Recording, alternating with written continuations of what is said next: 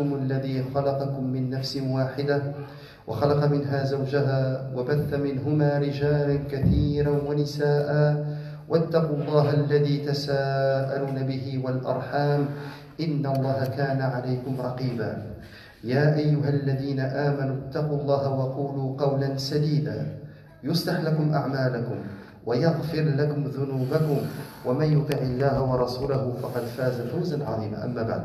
Hayya Allah al-Jamir, je vous souhaite la bienvenue pour cette activité, qu'Allah Azza wa Jal fasse qu'elle soit exclusive pour lui. J'ai choisi de vous parler aujourd'hui du changement pour le meilleur. J'ai choisi ce sujet parce qu'on est en fin ou en début d'année, nouvelle année.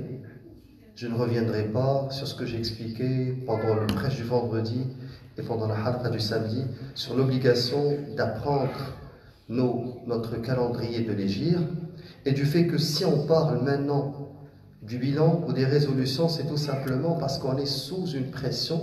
Et je pense que les prédicateurs, les prêcheurs de Allah Azza wa Jal n'ont pas le choix d'ignorer ce qui se dit, le matraquage médiatique, le bilan de l'année, les résolutions de l'année. Alors, même si on le fait pour l'égir, il faudrait aussi l'aborder pour apporter notre perspective islamique.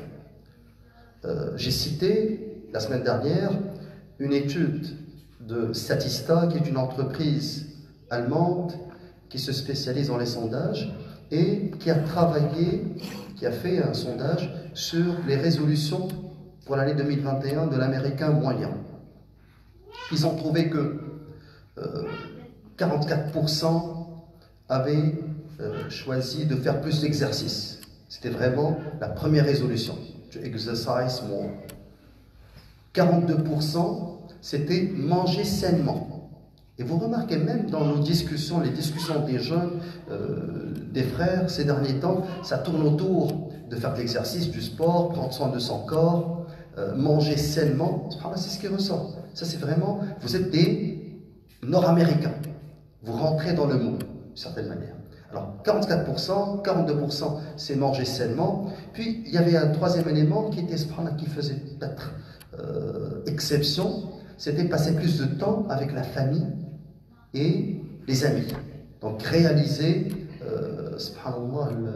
d'une certaine manière, cet équilibre entre travail, activité professionnelle et activité familiale. Ensuite, il y avait la question des réseaux sociaux, être moins présent sur les réseaux sociaux. Puis il y avait d'autres éléments comme par exemple arrêter de fumer ou réduire la boisson, ou des éléments qui touchent à la santé financière. Donc, en fin de compte, les résolutions de l'américain moyen pour 2021 tournent autour du moi, du corps. Comme ils ont fait leur bilan financier, ils sont en train de faire des résolutions pour améliorer leur situation financière et aussi améliorer leur santé, faire plus de sport, manger sainement et tout. Maintenant, nous, vous, les musulmans, avant de parler résolution, c'est sûr que tout le monde veut s'améliorer. Tout le monde, normalement, devrait faire des résolutions. Il n'y a personne qui ne veut pas changer. N'est-ce pas? Je présume. Parce qu'il y en a parmi vous qui veut faire aucun changement. Il est satisfait de l'état dans lequel il est et il se dit, je vais rester comme ça, je ne changerai pas. Je pose la question, par curiosité. Je pense que tout le monde veut s'améliorer, tout le monde veut changer. Alors, Allahu A'lam, quand on voit nos résolutions versus leurs résolutions, la première des choses qu'il faudrait se poser, c'est quel est l'objectif premier? Quelles sont les priorités? Les priorités de l'individu, de toi, vous, moi, nous. Et quelles sont les priorités? Donc l'objectif, ensuite les priorités. Allahu A'lam, que ce soit sur le plan individuel, sur le plan du couple, du plan de la famille, de la communauté, de la Ummah, notre premier objectif c'est Hifz al-Qur'an. Notre objectif général c'est Barakallahu fik. de rentrer au paradis. C'est ça notre objectif. Et on peut dire que pour avoir cet objectif-là, il faudrait obtenir mardat Allah Azza wa Jal, qu'Allah soit satisfait de nous. Parce qu'il y a certains qui se disent « Ah, je vais être satisfait de moi-même. Et je peux me récompenser. » Mais nous, les sarrida sharsi, c'est pas être satisfait de soi. C'est qu'Allah Azza wa Jal soit satisfait de nous. Et je pense que chacun de vous, je parle aux jeunes qui me regardent, j'espère qu'aujourd'hui ils vont être attentifs, dans votre couple, tu dois t'asseoir avec ta femme et les deux, vous devez prendre une feuille, un stylo, se parler les yeux dans les yeux et dire où est-ce qu'on se dirige, vers où on s'en va. Vous pouvez sortir de la routine, sortir de Montréal, aller dans un chalet, aller à l'extérieur et s'asseoir et faire votre bilan en tant que couple, en tant que famille. Parce que généralement les échecs au niveau du mariage des couples, c'est que les deux cheminent ensemble. Et avec le temps, chacun commence à s'écarter, étant donné des facteurs externes, des connaissances. Et vous savez, les deux lignes qui étaient parallèles, dès qu'il y a l'une qui s'écarte un petit peu avec le temps, on se rend compte que l'un des deux a dévié ou bien les deux ont dévié. Et 4 ans, 3 ans après, la sœur m'appelle en pleurant, le frère me dit « Ce n'est pas la personne que j'ai choisie. Ce n'est plus elle, ce n'est plus lui. On est différents. La vie entre nous n'est pas ce qu'elle était. Ou bien je suis déçu. Si je devais encore faire ce chose, je ne l'aurais pas fait. » Il en est de même pour les familles. Tu dis « Subhanallah, Hada Waldi, ça c'est mon fils. Hadi Binti, ça c'est ma fille. » Les gens se disent « J'aurais aimé que mon fils ou ma fille soit meilleur, mieux que ça. » Alors, je pense qu'il faut faire une pause et fixer les objectifs. Allah Azza wa Jalla nous a dit Allah nous a créé que pour l'adoration. Ça, c'est le premier objectif. C'est réaliser Tawhid. Et il faut que ça soit. Tawhid, c'est pas un slogan. Ana muwahhid, et tu commences à publier des émoticônes avec des doigts et tu le mets partout. Non, Tawhid, subhanallah, c'est un mode de vie. C'est un objectif. Alors, là, on met notre objectif. Donc nous, c'est pas seulement avoir ton six-pack, avoir des abdos, avoir des gros bras, avoir une belle voiture. C'est pas ça. Ton objectif, je pense qu'il doit être un petit peu plus profond. C'est obtenir mardat Allah Azza wa Jalla, c'est aller au paradis. Et que ça soit sur le plan individuel, sur le plan de la famille, sur le plan du couple, là, il faudrait mettre le plan. Maintenant, je présume que vous avez fait cette étape, que vous êtes assis, les deux, vous allez parler, les yeux dans les yeux, ou si vous êtes encore célibataire, avec toi-même, en étant, tu te regardes dans le miroir, façon de parler, et tu dis, je veux changer. Exemple, tu dis, je veux apprendre qu'est-ce Allah Azza wa Jalla, je veux apprendre le Coran. Ou bien, je veux cesser de dormir et de rater Salat al-Fajr. Ou bien, tu te dis, je veux changer mon réseau de contacts. Je me rends compte qu'à chaque fois, je tombe dans le péché parce que mon réseau de contact n'est pas ce qu'il devrait être. Ou bien, tu dis, dans ma vie, je suis persuadé que ce que je fais ne va pas m'apporter la satisfaction d'Allah Azza wa Jalla. Alors, quand tu atteins ce niveau-là, tu deviens conscient, n'est-ce pas? Mais ce n'est pas une conscience pleine, parce que ça reste un rêve. Tu rêves de changer. Ce qu'il faut, c'est pas rêver de changer. Ce qu'il faut, c'est que le changement ou al-qiyam, les valeurs, deviennent des actions. Là, j'aimerais que les 3 frères en arrière se séparent. Oui. Parce que j'ai l'impression que je parle au mur. Les autres sont attentifs, mais il y en a 3, ça n'arrête pas, subhanallah.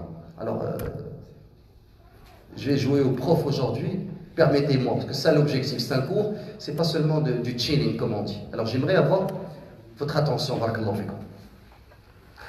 Alors, je reviens à ce que je disais. Maintenant, on veut passer à prêtez-moi vos cœurs avant vos oreilles. Allah Azza wa Jalla fasse en sorte que ce que je dis apporte le changement espéré. Donc, ce que je disais, une fois que tu dis, voici le changement que je vais opérer, Il faudrait avoir des actions, il faudrait que ces actions-là deviennent des habitudes, ensuite que les habitudes deviennent une nature. C'est comme ça que tu vas changer. Exemple, quelqu'un qui n'arrive pas à baisser le regard. Là, il rentre dans le bassin. C'est plus fort que lui. Quelqu'un, il tourne en rond puis il revient regarder des vidéoclips. Quelqu'un qui, pendant la moitié de l'année, il est à la mosquée en train de prier, et l'autre moitié il se retrouve avec ses amis à parler de tout et de rien, à chiller, à perdre son temps, et il est dans un cercle vicieux. Maintenant, on veut s'améliorer, que ce soit au niveau de notre foi, au niveau de notre comportement, au niveau de notre éducation de nos enfants, au niveau de notre couple. Alors, quel est le frein au changement? Les psychologues, ils te disent, la première étape qui te freine, qui t'empêche de changer, c'est ce qu'on appelle les projections. L'étape, ce qu'on appelle en arabe, al-isqatat. Tu lui dis, pourquoi tu n'arrives pas, par exemple, à travailler pour le fajr? Il dit, ah mais c'est comme ça, j'ai été éduqué comme ça. Ok, pourquoi tu ne baisses pas ton regard? La société, elle est pourrie. Regarde ce qu'on vit. On n'est pas à Médine. Donc c'est la société. Donc il projette, d'une certaine manière, lui, il n'est pas responsable.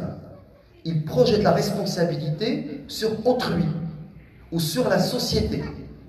Pourquoi tu n'arrives pas, par exemple, à te réaliser sur le plan professionnel et dire, mais ici, je ne sais pas, s'il est au bled, ça prend des pots de vin, ça prend des connaissances, des parapluies, je connais personne. Je dis, mais il y a d'autres qui ont réussi. Ah, mais c'est un coup d'hasard, c'est le hasard, c'est un coup de dé. Non, non. Quand tu vas assumer, tu dis, je ne me réveille pas le fajr parce que je veille. Je dors pas assez, j'arrive pas à me réveiller. Si je dormais à 9 heures, c'est sûr que je vais me réveiller. Tu assumes. Tu dis, ok, je n'arrive pas à faire hifz le Coran Karim, je n'arrive pas à apprendre le Coran, c'est tout simplement parce que dans ma vie, ce n'est pas la priorité. Je passe facilement 2 heures sur Facebook, Twitter et les réseaux sociaux, mais je n'arrive pas à passer une demi-heure avec le Coran. Et tu assumes, tu dis, ça c'est moi, c'est ma faute. Ok, je n'arrive pas, par exemple, à changer mes habitudes de consommation. J'ai du surpoids, je veux avoir un poids santé, je vais être en forme. Le croyant fort est meilleur que le croyant faible. Et dans les deux, il y a bien sûr il y a du bien.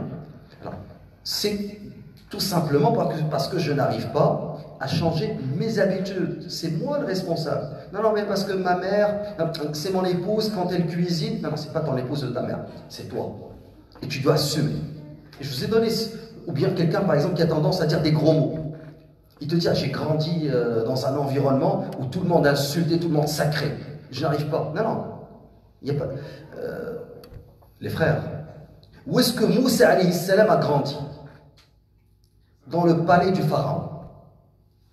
Ok? Chez Tahout. Et Moussa alayhi salam, non seulement il a fait le changement personnel et individuel, toujours grâce à Allah Azza wa Jal, mais il a libéré son peuple. Le prophète alayhi salam, les sahaba, où est-ce qu'ils ont grandi? À la Mecque. Le vin. Quand est-ce que le vin a été interdit? Le khamr. À Médine. Pendant les 13 premières années à la Mecque, l'alcool n'était pas haram.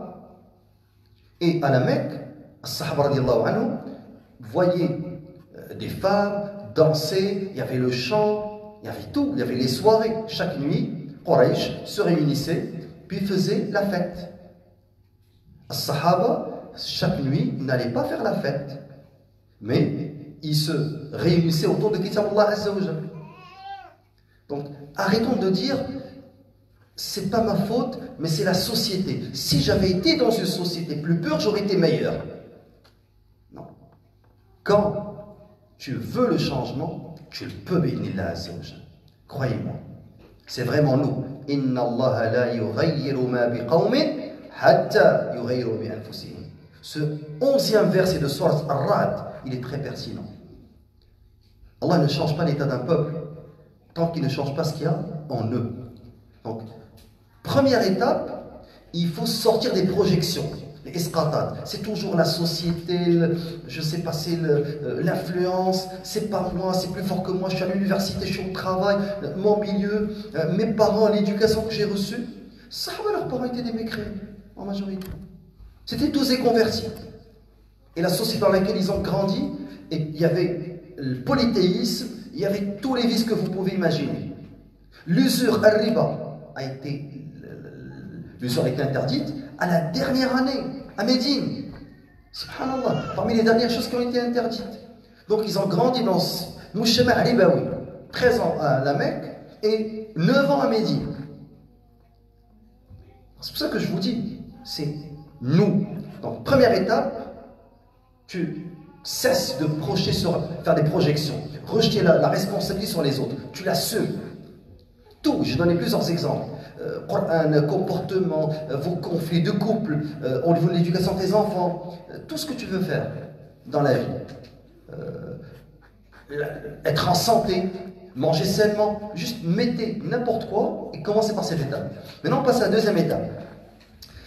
Deuxième étape, c'est celle de la prise de conscience. Là tu commences à être conscient et tu dis, voici ma responsabilité et j'aimerais mettre au point un plan. Parce que tant que ce sont des rêves, tu rêves en couleur. Tu dis oui, j'aimerais faire, mais tu ne fais que rêver. Il faudrait que le rêve se transforme sur papier en khotta, un plan. Et quand vous voyez Sir al-Nabawi, le prophète avant de faire l'Hijra, relisez l'Hijra. C'est important de relire Sir, excusez-moi, et l'épisode de l'Hijra. Comment le prophète ils ont préparé 6 mois à l'avance les montures. N'est-ce pas? Comment ils avaient un guide.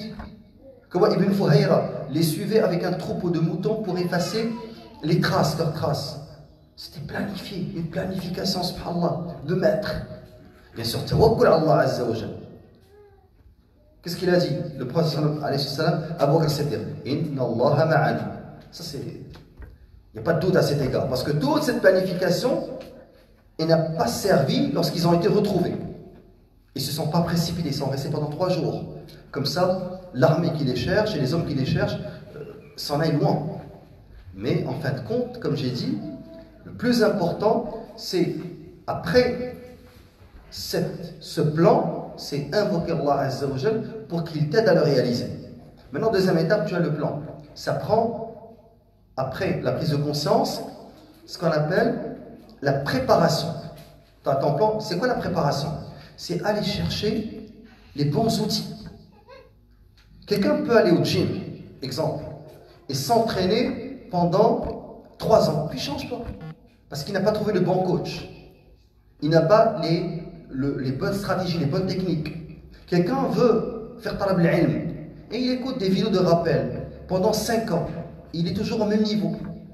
Mais s'il veut vraiment progresser au niveau de talab al-ilm, je parlais avec un jeune, il m'a dit j'aimerais lire tes livres et tes livres. Je lui ai dit regarde, il y a 7 sciences à peu près indispensables: al-aqida, al-fiqh, al-tafsir, al-sira, al-tazkiya, al-lugha al-arabiyya, le hadith. Tu prends ces sciences, et tu prends un livre de base dans chacune de ces sciences. Ce livre de base, il ne te faut pas 3 mois pour le lire. Il y a des livres qui se lisent en 1 semaine. Tu commences par lire la base dans chaque science. Ensuite, une explication de ce livre. Et tu vas cheminer. Mais commence à aller chercher quelqu'un qui va te guider, un cheikh, qui va te faciliter la tâche. Et tu vas progresser. Donc, c'est ce qu'on appelle la préparation. Donc, première étape, c'est les projections, les isqatat. C'est-à-dire, c'est pas moi, la responsabilité incombe aux autres. Tu cherches des excuses. La deuxième étape, la prise de conscience. Là, je suis conscient et je mets un plan. La troisième, la préparation. Je vais chercher les outils. Je vais chercher le coach qui va m'aider, le cheikh qui va me guider, l'imam, l'entraîneur, le professeur, quelqu'un qui va te faciliter pour ne pas refaire les mêmes erreurs. Quatrième étape, ce sont les actions proprement dites. Arrête trop de blabla, de trop parler.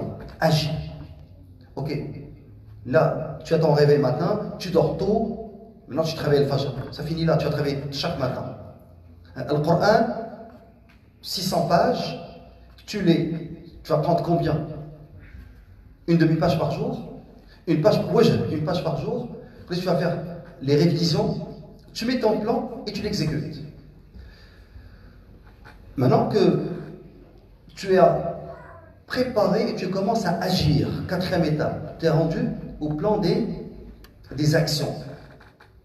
Là, ils ont trouvé que, généralement, je parle toujours des psychologues, ceux qui veulent changer mais qui n'arrivent pas et qui posent des gestes, soit ils se trompent, ils agissent mal, et ça peut arriver à tout le monde, mais de temps en temps, il faut faire son bilan et changer. Il n'y a pas de mal à changer de cheikh, à changer de stratégie, de plan. Ou bien, je parle toujours de ceux qui agissent, soit d'une certaine manière, même quand ils posent des actions, ils les posent mal. Il y a une erreur, parce que c'est pas parce que tu as suivi ces actions que forcément tu vas réussir. Mais il n'y a pas de mal à rectifier le tir. Ils ont aussi trouvé que, subhanallah, parmi ce qui empêche le changement, c'est le suivi, al-mutaba'a. C'est quoi le suivi? Ils ont dit la personne, oui, il dit je vais faire, il fait un jour, 2, 3, quatrième jour, il ne fait pas. Il arrête. Il dit, ah, j'ai pas pu me retenir. Je faisais une diète, j'ai fait un grand plat de gâteau, mais je me suis dit une fois. Mais cette fois devient 2 et 3 et 4. Là, il s'entraîne, il fait son jogging matinal, puis un jour il dit, j'étais trop fatigué, j'ai veillé, je vais seulement dormir aujourd'hui. Et aujourd'hui, ça va être le surlendemain. Et je peux vous donner, ou bien quelqu'un qui dit, je vais être présent avec ma famille. Mais c'était les amis, on devait aller chiller au café, on devait... il revient à ses anciennes habitudes. Donc, le suivi. Il n'y a pas 10 000 manières de faire le suivi. Parmi les manières de faire le suivi, le mutaba'a, la première, c'est que tu écris, ou tu tapes ton plan, et à chaque jour, tu coches. Oui, j'ai fait telle chose, j'ai fait telle chose. Il y a une manière plus radicale. Tu fais ton plan, tu choisis quelqu'un de confiance. Un frère qui t'aime. Bien sûr, il doit t'aimer. Et un frère de confiance. Je dis, barakallahu fik, est-ce que tu pourrais faire suivi avec moi? Là, il t'appelle, il t'envoie un message. Salam alaikum, akhi Bilal. Est-ce que tu t'es réveillé pour le fajr? Là, c'est lui qui fait suivre avec toi, chaque matin. Ou est-ce que tu as fait l'adkar? Est-ce que tu as lu ton wird? Est-ce que tu as été au gym? Est-ce que... il te fait le suivi et d'une certaine manière, je sais que c'est lourd tous les jours, mais pendant combien de temps il va le faire? Il va le faire jusqu'à ce que la quatrième étape, qui est celle des actions, devienne la cinquième, qui est celle des habitudes. Donc tu développes des habitudes. Ça devient une routine. Tu ne peux plus t'en passer. C'est comme la personne qui boit du café de temps en temps. Mais à certains moments, il ne peut plus se passer de café. Ça devient sa pause café importante. Okay? Ça devient ta pause Coran. Ça devient ton jogging matinal.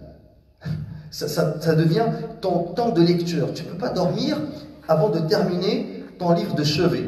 Tu as un livre de chevet, tu le lis avant de dormir.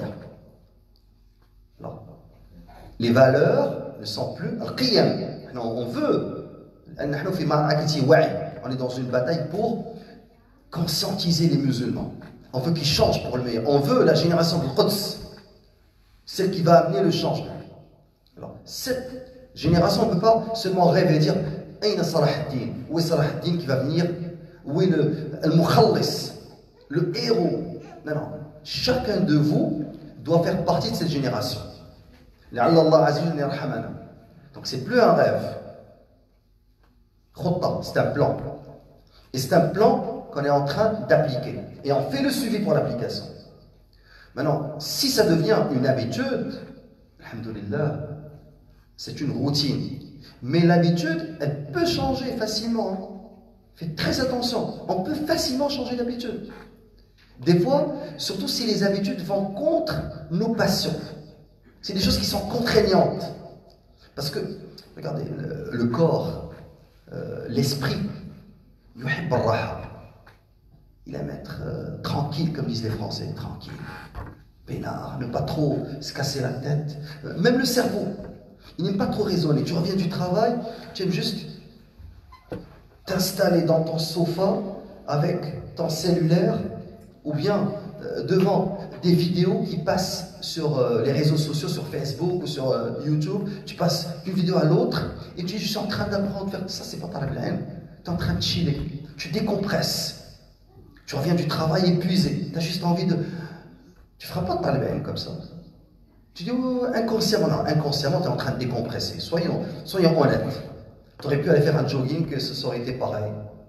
Là, tu le fais sur ton sofa et en plus, tu manges. Ça, la société est faite comme ça maintenant. Tu vas au travail, tu passes 8 heures, tu reviens en légumes. Tu es incapable de... Ils ne veulent pas que les gens raisonnent.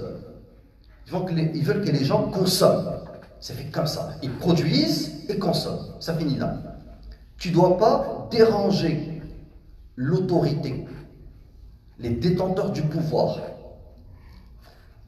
Si tu arrives à avoir des habitudes saines, maintenant, c'est ce qu'on appelle le maintien, tu dois passer à la dernière étape, qui est la pérennité.